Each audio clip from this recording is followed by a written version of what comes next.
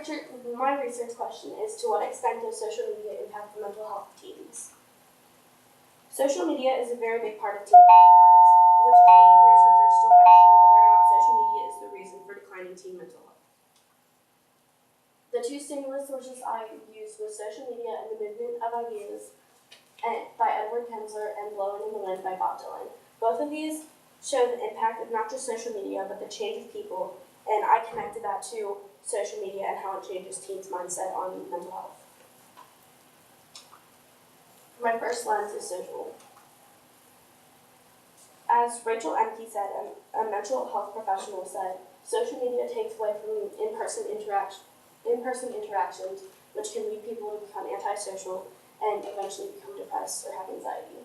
And as social media rises, so does the rise of mental health in teenagers.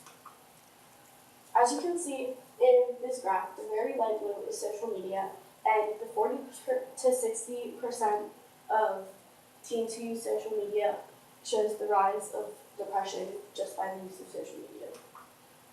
My next lens is scientific.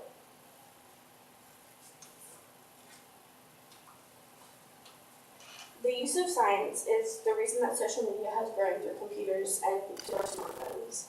And as Tara Haley, an American science educator and writer, said, science and technology is what is increasing the connection between teenagers and mental health issues. And in this graph, as you can see, the orange dotted line is 12 to 17-year-olds, which is the range of teenagers, and from 2009 to 2017, it has increased significantly. My next lens is futuristic. As social media rises, so does the negative impact of anxiety and depression in teenagers. Teenagers nowadays thrive off of social media, which means that future teenagers will thrive off of social media as well, which overall means that anxiety and depression will keep growing with the social media. In this graph, it says students who have sought help for their anxiety, depression, and stress because of social media.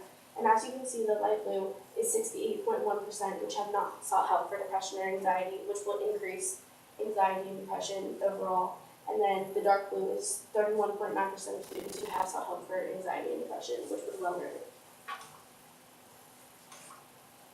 Social media platforms can filter out the negativity of social media, and obviously that isn't possible to filter out every single negative thing from social media because the internet is too broad and there's no way to completely get rid of every negative thing on the internet.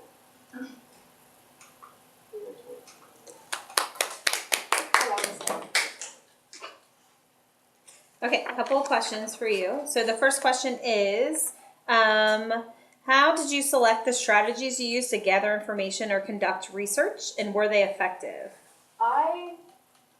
How I got my research was I read the stimulus sources and chose which stimulus sources I was going to use, and then based on the research or evidence they provided, I followed the same research that they used.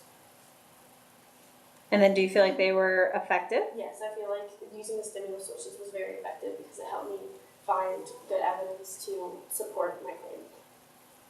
And then your second one would be, what advice would you have for other researchers who consider this topic? For other researchers who consider this topic, do as much research as you can and find as many perspectives and lenses as you can, because the more perspectives and lenses would help this topic become more out there and more people would understand it.